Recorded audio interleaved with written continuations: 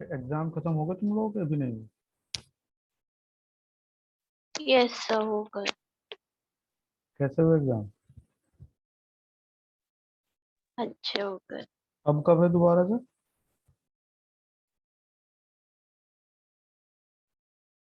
अभी unit exams तो चलते ही रहेंगे, अच्छा। और बाकी जो टर्म टू है वो अभी मैंने देखा नहीं।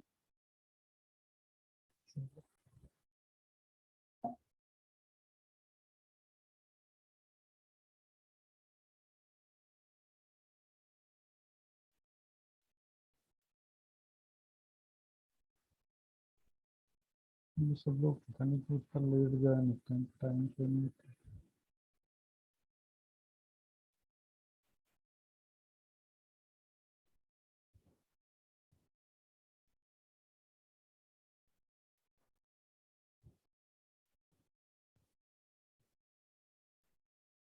कुछ वर्क पावर एनर्जी वाले जो चैप्टर है उसकी थ्योरी कुछ कॉपी वॉपी करी है नहीं करी है अभी?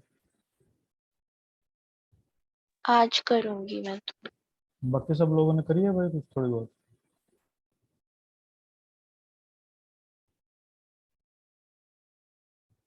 हेलो। ऐसे बच्चे हैं ना तो बोलते ना काम करते। निशांत।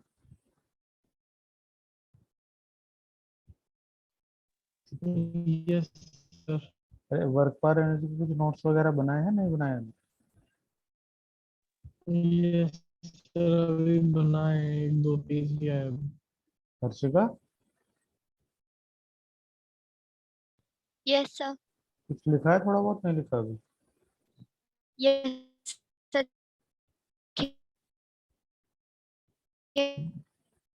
आवाज ही नहीं और इसमें नेटवर्क की क्लियर नहीं।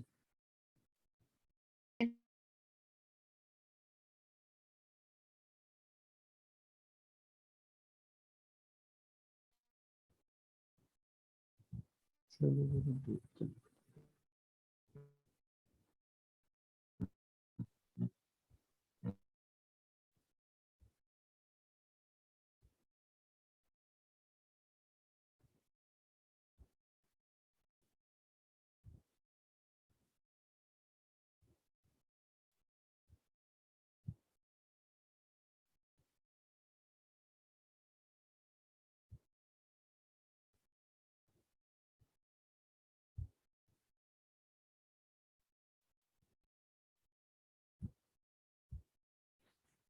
देखो साइंस के टर्म में जो वर्क है ये किसी भी बॉडी को under the action of force displace करने से रिलेटेड है। जैसे कि अगर एक आदमी खड़ा है और अपने सर पे बहुत सारा वजन उसने रखा हुआ है, तो वो सुबह से शाम तक रखे रखे सर पे चाहे उसको थक जाए, तो उसने कोई वर्क नहीं किया अगर वो स्टेशनरी है। पर अगर इसने अपनी पोजीशन बदल दी, जैसे लोड को कैरी करके, तो तब ये वर्क कर रहा है। समझ रहे हो ना? Yes sir. बेसिकली साइंस के टर्म में जो वर्क है वो किसी भी ऑब्जेक्ट को under the action of force displace करने से रिलेटेड है।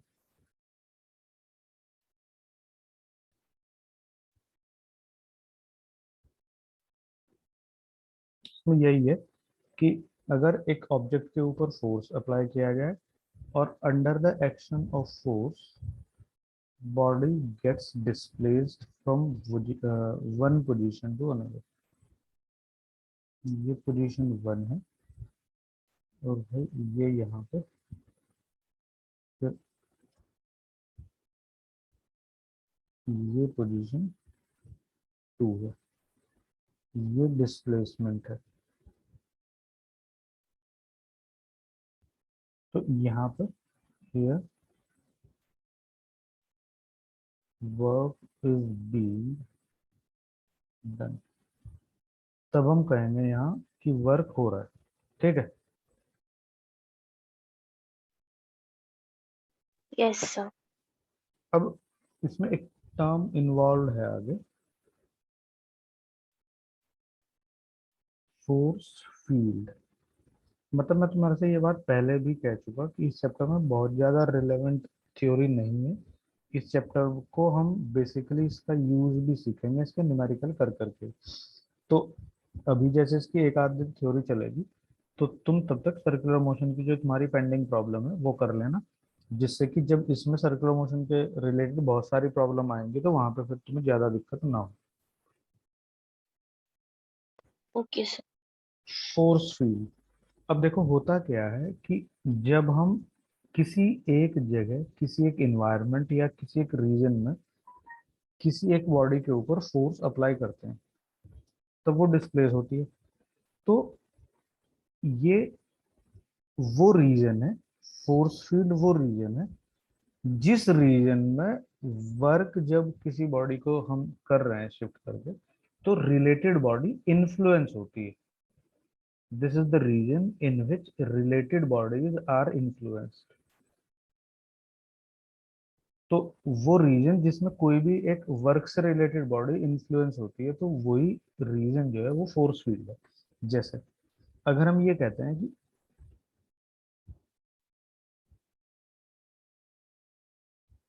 ग्रेविटेशनल फोर्स फील्ड, तो ये वो रीजन है जिसमें रिलेटेड बॉडी। अब तुम ये बताओ, ग्रेविटेशनल फोर्स जो है वो चार्ज के ऊपर लगेगा या मास के ऊपर लगेगा? मास के ऊपर। तो यहाँ रिलेटेड बॉडी मास है।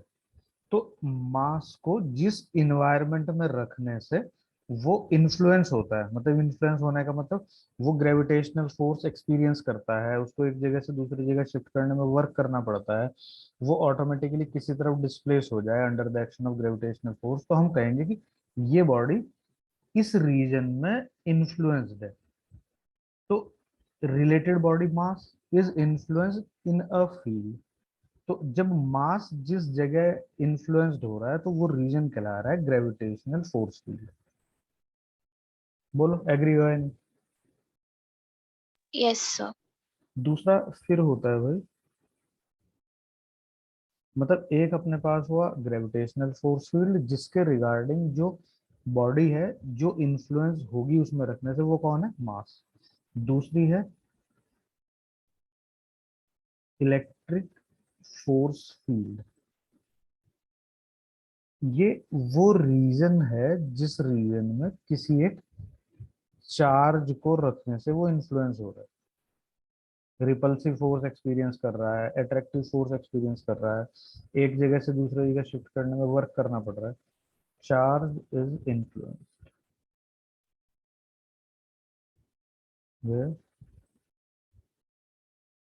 तो इस इलेक्ट्रिक फोर्स फील्ड के लिए रिलेटेड बॉडी कौन है? चार्ज। ग्रेविटेशनल फोर्स फील्ड के लिए रिलेटेड बॉडी कौन है? मास। मतलब ये इंटरचेंज नहीं हो सकती। अगर तुम चार्ज को ग्रेविटेशनल फोर्स फील्ड में रखोगे तो उसके ऊपर वहां कोई फीलिंग ही नहीं आएगी। इसी तरह से मासिव बॉडी को तुम इलेक्ट्रिक फोर्स फील्ड में रखोगे तो वहां कोई फील नहीं होगा उसे।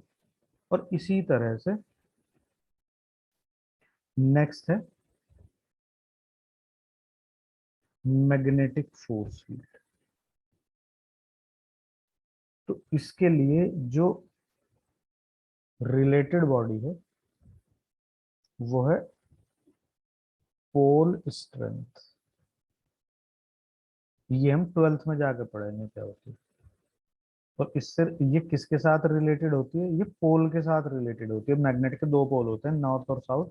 हालांकि दोनों आइसोलेटेड नहीं होते, पर यहाँ पे इन्होंने एक आइसोलेटेड पोल की हाइपोथेसिस से इसको समझाने की कोशिश करी है कि अगर आइसोलेटेड पोल एग्जिस्ट करता तो वो जिस फील्ड में इन्फ्लुएंस्ड होता वो रीजन कहलाता मैग्नेटिक फोर्स फील्ड। बोलो यहाँ तक समझ आ गई? आइसोलेटेड पोल क्या? मतलब जैसे नॉर्थ और साउथ पोल जो होते हैं वो हमेशा कॉम्बिनेशन में एग्जिस्ट करते हैं, साथ साथ टुगेदर। वो इंडिविजुअली एग्जिस्ट नहीं करते। Yes sir. तो अगर वो करते तो जब हम उसको एक जगह से दूसरी जगह शिफ्ट करते तो फिर ऐसा होता। ठीक है। Okay sir. तो अपने पास बेसिकली पढ़ने को तीन तरह के फोर्स फील्ड हैं।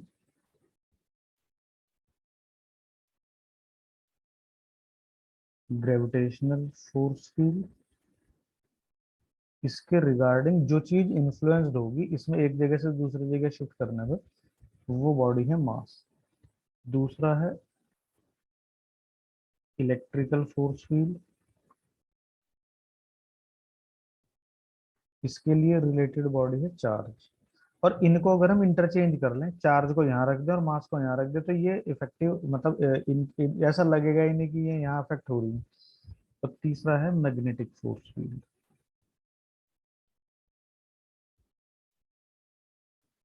इसके रिलेटेड जो बॉडी अफेक्ट होने को है वो है पोल।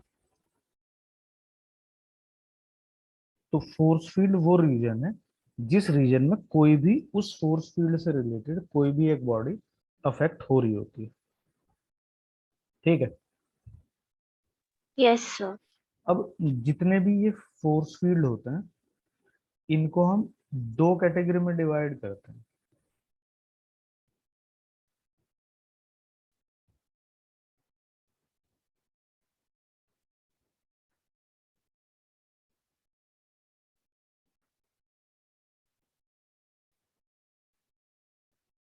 एक तो है कंजर्वेटिव फोर्स फील्ड,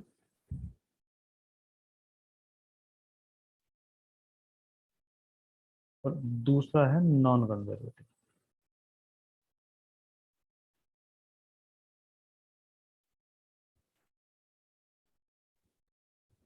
अब कंजर्वेटिव फोर्स फील्ड और नॉन कंजर्वेटिव फोर्स फील्ड को कैसे समझेंगे, समझ रहे हो?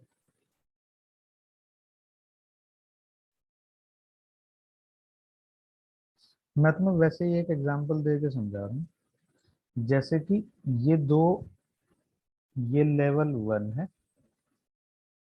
ये लेवल 2 है, ये हम ग्रेविटी में देख रहे हैं। दोनों में जो वर्टिकल हाइट का डिफरेंस है वो x है। तो एक ब्लॉक तुमने यहाँ पे रखा है मास का, तुमने उठा के इसे यहाँ रख दिया। अब एक जगह से दूसरी जगह शिफ्ट होने के लिए तुम कितने पाथ को सेलेक्ट कर सकते हो? इनफाइनाइट। ये इनफाइनाइट पाथ हो सकते हैं भाई एक जगह से दूसरी जगह जाने के। पर यहाँ हम कहेंगे कि here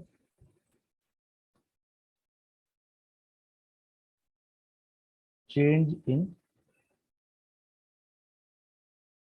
potential energy of block from level 1 to level 2 equal to mgh। थोड़ा तो मैं हो सकता है 9th वाइन्थ का याद आ जाए कुछ, तो उसी के अकॉर्डिंग हम बात कर रहे हैं। इनमें से तुम किसी भी एक पाथ को चूज करो, तो पोजीशन 1 से पोजीशन 2 तक जाने में जो change in potential energy of the block है वो mgh ही तो होगी। Yes sir. तो इस ब्लॉक की इस पोजीशन 1 से इस पोजीशन 2 तक जाने में gain in potential energy mgh है। तो अब तुम एक बात देखो कि भाई तुम्हें कहीं से 10 रुपए गेन हो रहे हैं, तो देखने वाला यही तो कहेगा कि भाई तुमने 10 रुपए का ही काम किया, इसलिए तुम 10 रुपए मिल रहे हैं। Yes sir. तो अब इस ब्लॉक को जो एनर्जी सप्लाई की जा रही है लेवल 1 से लेवल 2 तक शिफ्ट करने में, उसको कोई एक एक्सटर्नल सोर्स सप्लाई कर रहा होगा ना, कोई वर्क कर रहा होगा जो इसको लेवल 1 से लेवल 2 पे शिफ्ट कर रहा होगा।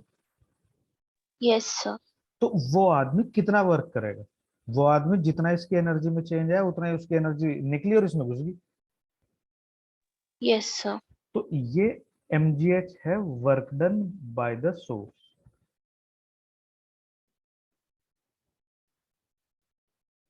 कौन सा वाला सोर्स? जो इस ब्लॉक को लेवल 1 से लेवल 2 पे शिफ्ट कर रहा है। समझ रहे हो ना? Yes sir. तो तुम ये देखो कि लेवल 1 से लेवल 2 तक कोई भी पाथ चूज करो, जो वर्क डन है बाय द सोर्स या energy gain by the block, वो सेम ही तो है mgh।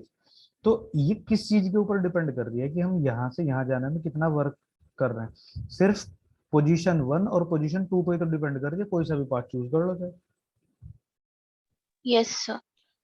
तो जब एक जगह से दूसरी जगह शिफ्ट करने में कोई एक बॉडी के लिए वर्क डन पोजीशन डिपेंडेंट हो, पाथ से इंडिपेंडेंट हो, इस पाथ से डिपेंड नहीं करता, इस अगर पाथ डिपेंडेंट होता तो तीनों पाथ के लिए अलग अलग वर्क होता। Yes sir. बेसिकली हमें किस चीज को देखना पड़ रहा है, बस हमें ये देखना पड़ रहा है कि पोजीशन 1 से पोजीशन 2 तक जाने में ग्रेविटी के अगेंस्ट उसने कितनी हाइट गेन की, वही गेन ऑफ पोटेंशियल एनर्जी और work done by external source.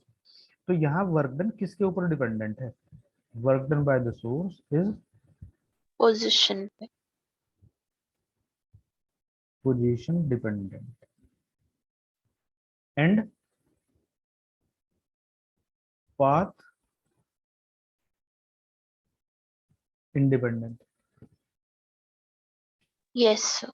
तो ऐसा फील्ड जिसमें रिलेटेड बॉडी को एक जगह से दूसरी जगह शिफ्ट करने में वर्क पाथ डिपेंडेंट ना हो, पोजीशन डिपेंडेंट हो, ऐसा फील्ड कंजर्वेटिव फोर्स फील्ड कहलाता है। Okay sir. तो कंजर्वेटिव फोर्स फील्ड वो फील्ड है जिसमें रिलेटेड बॉडी को जब शिफ्ट करोगे, अब ऐसा तो है नहीं कि तुम ग्रेविटी में चार्ज को शिफ्ट करने लगो। ग्रेविटी में कौन शिफ्ट किया जाएगा, मास। इलेक्ट्रिक फील्ड में कौन शिफ्ट किया जाएगा, चार्ज। चार्ज। मैग्नेटिक फील्ड में कौन शिफ्ट किया जाएगा, पोल। अगर वो होगा तो इस बात पे भी डिपेंड करेगी क्योंकि आइसोलेटेड पोल होते नहीं, तो इसलिए अभी तक ये बात पता नहीं चली कि मैग्नेटिक फील्ड कंजर्वेटिव है या नॉन कंजर्वेटिव। अगर तुम बहुत सारे टीचर्स से या किसी से पूछोगे कि मैग्नेटिक फील्ड कंजर्वेटिव या नॉन कंजर्वेटिव, तो यूं हवा हवाई बातें करते हैं, टरका देंगे लोग तुम।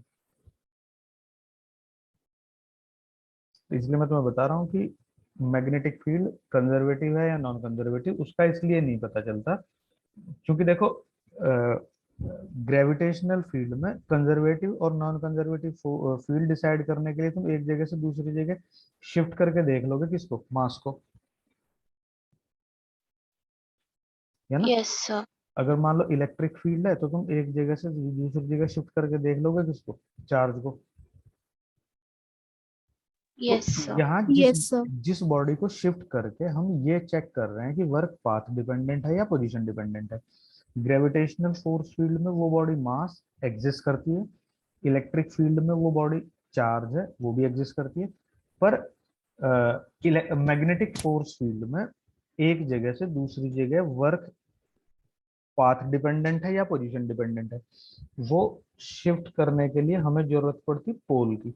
अब देखो पोल क्या है, पोल जो होता है आइसोलेटेड पोल,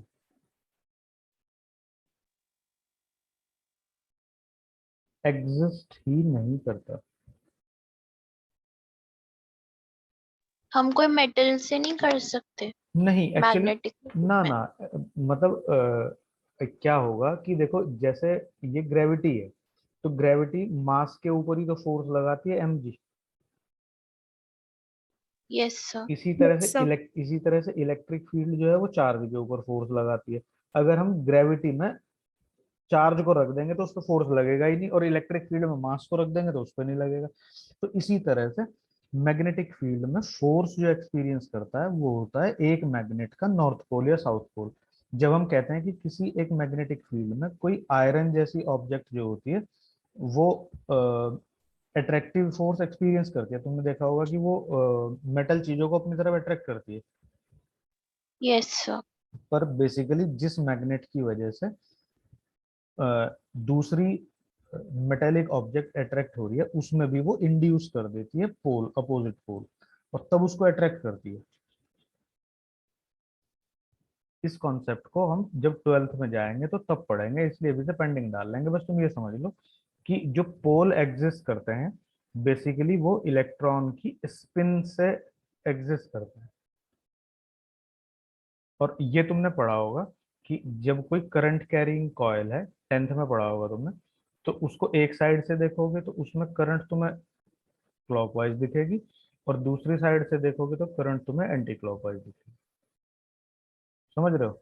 yes sir.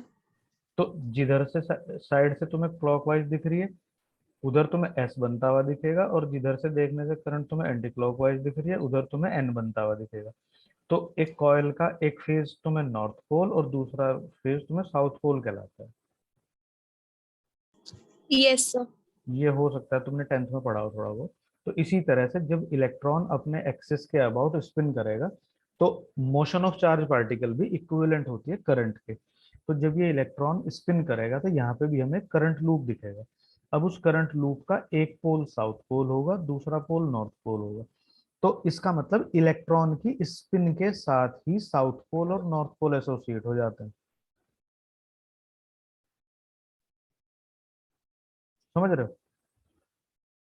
Electron yes. Spin करते हैं। हाँ, इलेक्ट्रॉन अपने एक्सिस के अबाउट स्पिन करते हैं जैसे अर्थ नहीं होती, जैसे सन है यस अगर, सर।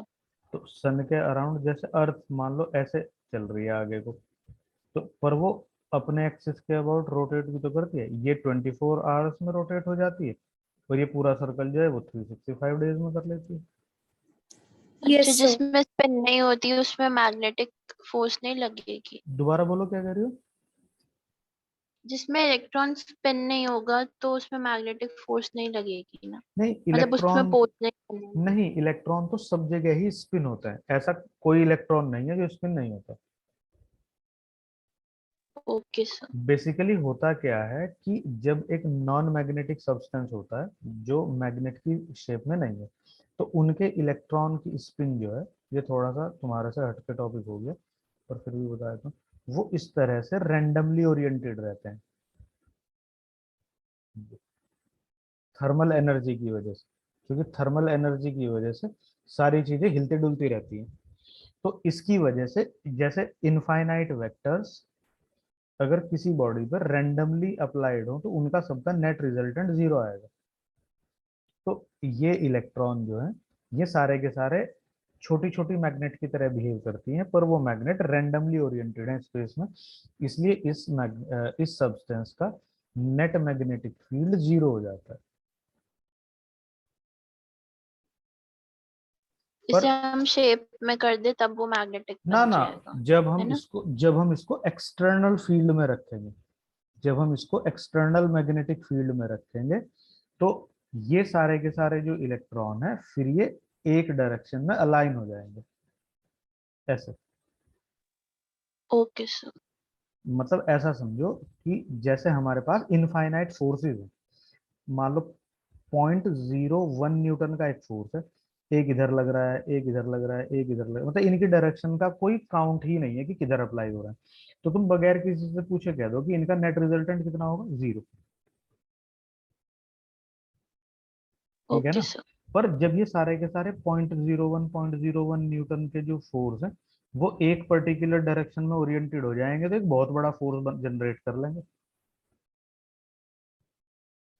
Yes sir. तो उस टाइम पे ये नेट मैग्नेटिक फील्ड शो करने लगेगी और उस स्टेट में ये मैग्नेट बन जाएगी। तो तुम ये देखो कि एक मैग्नेट के साथ एसोसिएटेड साउथ पोल और नॉर्थ पोल है। तो वो किसकी वजह से है? एक्चुअली में नॉर्थ और साउथ पोल इलेक्ट्रॉन के स्पिन के साथ एसोसिएटेड है। तो अगर तुम इस मैग्नेट को ऐसे काट देते हो बीच में से, तो इसका एक नॉर्थ पोल साउथ पोल इधर था, तो जब ये दो मैग्नेट में कन्वर्ट हो जाएगी ऐसे, तो ये दोबारा से क्या होगा, इसमें यहाँ पे फिर एक नॉर्थ साउथ पोल बन जाएगा। नहीं समझ रहे? Yes sir. तो यस सर। तो तुम ये देखो कि अगर हमें किसी भी मैग्नेट के किसी भी मैग्नेट को कट करके पोल को अलग करना है, तो पोल किस लेवल पे जाके अलग होंगे? इलेक्ट्रॉन को तुम्हें बीच में से काटना पड़ेगा।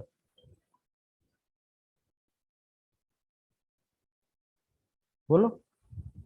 Yes sir. Yes sir. Electron cut नहीं पाएगा, तो इसका मतलब ये होगा ना कि कभी भी नॉर्थ पोल और साउथ पोल को अलग नहीं किया जा सकता। ठीक है ना? Yes sir. तो इसका मतलब मैग्नेटिक फील्ड में जिस चीज को लेके तुम्हें घूमना था वर्क डन चेक करने के लिए, वो या तो नॉर्थ पोल होती आइसोलेटेड या साउथ पोल होती। पर ये एग्जिस्टेंस में ही नहीं होते, हमेशा पेयर में एग्जिस्ट करते हैं। Yes sir. जैसे पॉजिटिव चार्ज अलग हो जाता है, नेगेटिव चार्ज अलग हो जाता है।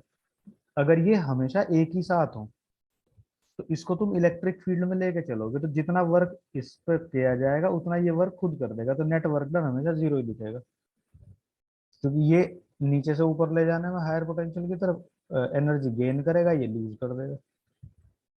मतलब इसको इस तरह से समझ सकते हो तुम लोग कि जैसे एक मास नहीं होता, तो मास यस मास एक ना हो के मास दो तरह के हो जाए, पॉजिटिव मास और नेगेटिव मास। तो अगर हम ये कह रहे हैं जैसे कोई भी अर्थ है वो अगर पॉजिटिव मास को अपनी तरफ अट्रैक्ट करती है और नेगेटिव मास को रिपेल करती है, तो जब ये कलेक्टिवली एक जगह होंगे तो एक जगह से दूसरी जगह शिफ्ट करने में यस नेटवर्क डन कितना होगा? बस जीरो ही तो होगा। Yes, sir.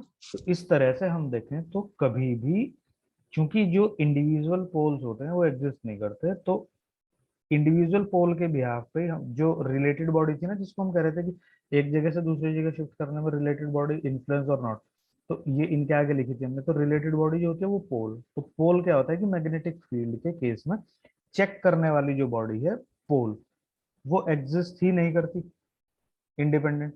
तो इसलिए अभी इसके बारे में ये कहना कि ये अ, मतलब कंजर्वेटिव है या नॉन कंजर्वेटिव है, तो हम कुछ कह नहीं सकते। बोलो, ये बात समझ आएगी सबको? Yes, sir. Yes, sir.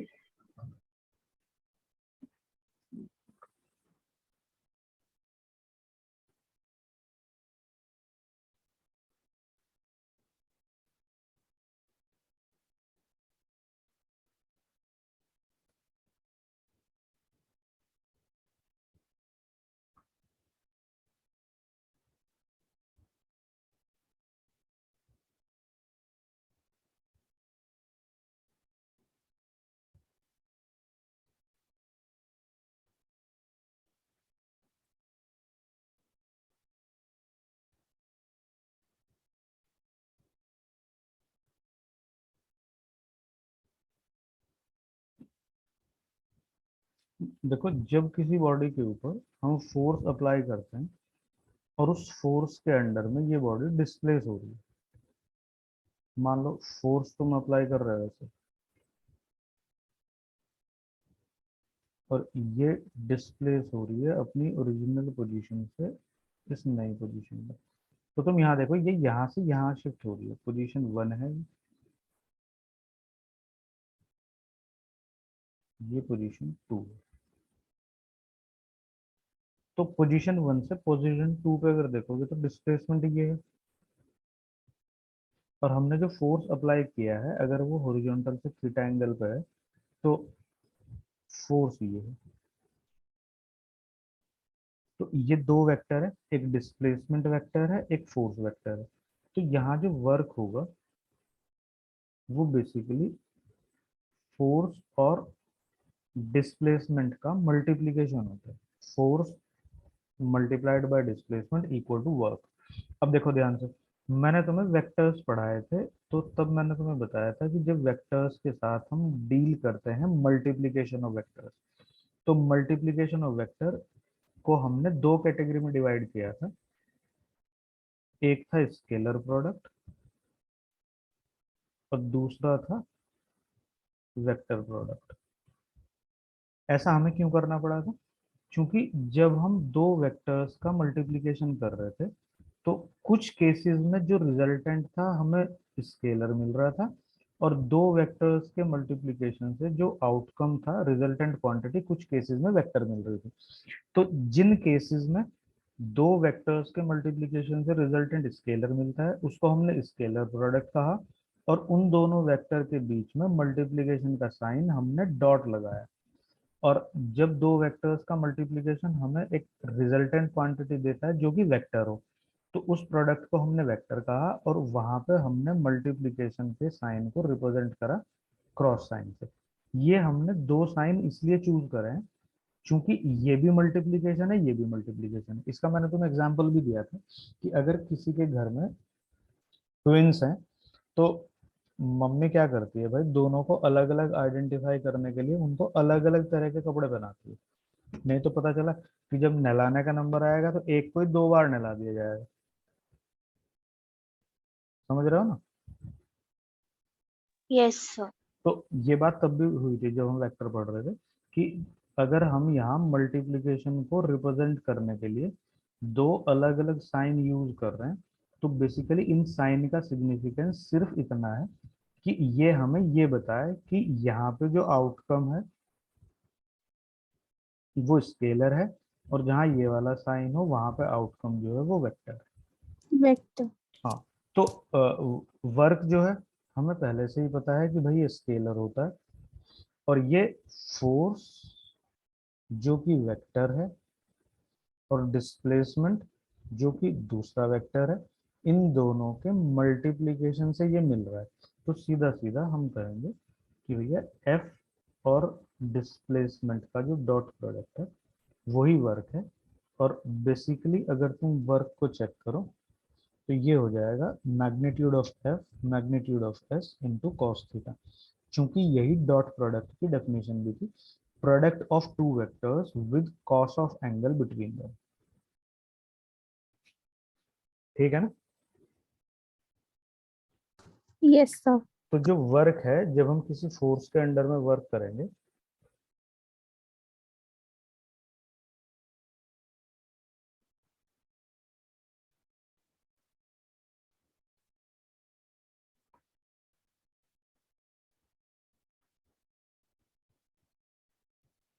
तो जो वर्क है ये पॉजिटिव भी हो सकता है, वर्क जो है नेगेटिव भी हो सकता है, वर्क जो है वो जीरो भी हो सकता है।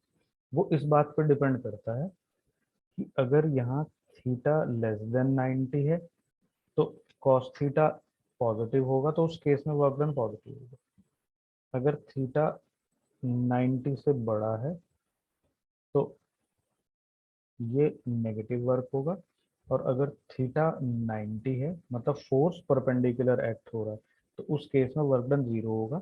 इसका रीसेंट एग्जांपल हमने सेंट्रीपिटल फोर्स और डिस्प्लेसमेंट के केस में पढ़ा है। डिस्प्लेसमेंट की डायरेक्शन ये है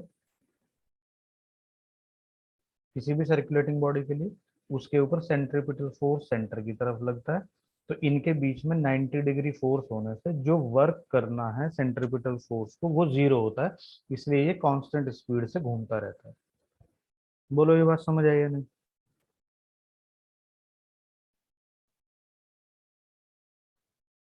यस सर। यहाँ तक कोई डाउट हो तो बोल दो एक बार जरा। बस एक बार रिपीट कर दीजिए। मैंने अभी बताया कि जो वर्क होता है वो दो वेक्टर्स का मल्टीप्लिकेशन है, फोर्स का और डिस्प्लेसमेंट का, पर चूंकि वर्क स्केलर है इसलिए वो मल्टीप्लिकेशन डॉट प्रोडक्ट वाला मल्टीप्लिकेशन होगा। और जब दो वेक्टर्स का हम डॉट प्रोडक्ट देखते हैं तो वो उनके मैग्नीट्यूड के प्रोडक्ट को उनके एंगल के कॉस से मिलता है। तो यहाँ भी जो वर्क होगा वो फोर्स और डिस्प्लेसमेंट के वेक्टर से मैग्नीट्यूड के मल्टीप्लिकेशन के साथ उनके बीच में जो एंगल है उसके कॉस थीटा से हमें उसका मैग्नीट्यूड मिल जाएगा। अब चूंकि थीटा पॉजिटिव नेगेटिव हो सकता है, तो या जीरो भी हो सकता है यहाँ पे कॉस थीटा की वैल्यू, तो इसलिए वर्क की वैल्यू भी पॉजिटिव नेगेटिव या जीरो हो सकती है। वो डिपेंड करता है कि एंगल किस तरह है। अब तुम ये बात कहने लगो कि जी अगर एंगल 90 से बड़ा है मान लो, और या 90 से छोटा, तो ये क्या बस हम 90 से बड़ा क्या 180 से बड़ा भी ले लेंगे? ये बात ध्यान रखना कि वेक्टर है जैसे दो, एक वेक्टर ए है एक वेक्टर बी है, तो इनके बीच में कभी भी एंगल ग्रेटर देन 180 होता ही नहीं। पता होगा ना ये तो। Yes sir. हम वेक्टर्स के बीच का एंगल कैसे निकालते हैं? जैसे अगर एक वेक्टर ए है एक वेक्टर बी है, तो चूंकि हम एक वेक्टर को उसी के पैरेलल एक जगह से दूसरी जगह शिफ्ट कर सकते हैं, तो पहले हम क्या करेंगे कि एक वेक्टर को शिफ्ट कर लेंगे जिससे कि दोनों वेक्टर की टेल आपस में कंसाइड हो जाए। तो जैसे ये वेक्टर है बी, अब देखो ध्यान से, इसको अगर मैं यहाँ से उठा के शिफ्ट कर लूँ, कहाँ शिफ्ट करूँ जिससे कि इसकी टेल दूसरे की टेल से मैच हो जाए ये। तो अब अगर ये यहाँ पे मैच हो रही है इसकी टेल, तो जितना एंगल इसने यहाँ पे बनाया है हॉरिजॉन्टल से उतना ही तो ये यहाँ पे बनाएगा। बोलो। तो इस केस में यहाँ पे इन दोनों वेक्टर के बीच में दो एंगल बनेंगे, एक ये और एक ये। तो Yes, sir. Angle between the two vectors is that acute angle which is obtained after joining them tail to tail। मतलब सबसे पहले प्राइमरीली वेक्टर को टेल टू टेल ज्वाइन कर दो, उसके बाद उसमें उन दोनों के बीच में जो जो एक्यूट एंगल होगा 90 से छोटा, वही angle between the two vectors होगा। इसके ऊपर तुम्हें याद होगा, मैंने तुम्हें क्वेश्चन भी कराया था कि अगर हमारे पास तीन वेक्टर हैं ये, जिनका रिजल्टेंट 0 है, उसको मैंने तुम्हें एक्सप्रेशन में और तरह से बताया था कि ये ए है, ये बी है, ये सी है। तो वो कुछ इस तरह से था कि here sum of the three vectors equal to 0। ये हमें स्टेटमेंट बता रहा था कि all the three vectors collectively are forming a triangle. उसमें से दो का मैग्नीट्यूड सेम था, तो ये दोनों सेम थे। और ये एक राइट एंगल ट्राइंगल की डेफिनेशन भी यहाँ पे दी थी। तो ये राइट एंगल ट्राइंगल था, तो ये आइसोसेलेस राइट एंगल ट्राइंगल था बेसिकली। तो उसमें ये पूछा था कि angle between the two vectors A B B C और सी है। तो सब लोगों ने नॉर्मली 45 45 और 90 एंगल दिया था। बहुत सारे टीचर्स भी स्कूल में ऐसा ही पढ़ाते हैं, जो कि गलत है। क्यों गलत है? क्योंकि यहाँ वेक्टर जो है वो टेल टू टेल ज्वाइंट नहीं है। तो सबसे पहले हमें क्या Yes, करना पड़ेगा? सबसे पहले हमें वेक्टर्स को एंगल फाइंड आउट करने के लिए उनको टेल टू टेल ज्वाइन करना पड़ेगा। जैसे वेक्टर ए है, तो तुम वेक्टर ए ड्रॉ कर लो। फिर चूंकि वेक्टर बी जो है वो यहाँ पे है, तो वेक्टर बी को यहाँ से उठा के यहाँ शिफ्ट करना पड़ेगा तुम्हें, जिससे वो इसकी टेल पर कनेक्ट हो जाए। फिर जैसे वेक्टर सी ये है, अब इस वेक्टर सी को यहाँ से उठा के तुम्हें उसी के पैरेलल यहाँ लाना पड़ेगा, जिससे कि वो इसकी टेल से कनेक्ट हो जाए। तो अब इन तीनों के बीच में हमें एंगल कैलकुलेट करने के लिए एक एंगल ये सेलेक्ट करना पड़ेगा, एक ये और एक ये। तो ये 90, 135 और 135 से हो सकता है तुम्हें रिमाइंड भी हो गया हो जो मैंने पढ़ाया था। बोलो, yes, sir. समझ गए ना? Yes, sir. तो एक बार तुम इसे ठीक से पढ़ के आ जाना जरा। और कल को हम 8 बजे करेंगे क्लास भी, सुबह। सुबह। हाँ, किसी को कोई दिक्कत हो तो बता दो भी, क्योंकि सब लोगों ने 8 बजे का ही टाइम, जिसने भी दिया था वो 8 बजे का ही टाइम दिया। सर सुबह 8 बजे? कोई दिक्कत है 8 बजे? नहीं सर। तो फिर इतना चौक रहे हो? मुझे लग रहा है उठ के सो के 10 बजे उठ रहे हो शायद। नहीं सर, 6 बजे उठ जाता है। तो फिर तो कोई प्रॉब्लम होनी नहीं चाहिए 8 बजे। किसी को दिक्कत हो तो मुझे बता दो भी। नहीं है सर। युक्ति,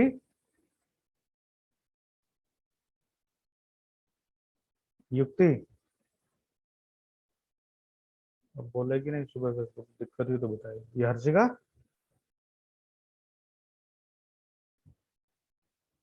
हर्षिका, सब अपना बिस्तर में घुसे पड़े हैं। Yes sir. अरे मैं कह रहा हूँ सुबह 8 बजे का टाइम है, कल कोई प्रॉब्लम है? No sir.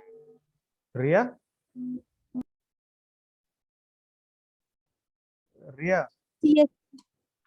8 बजे प्रॉब्लम है कोई? No, sir.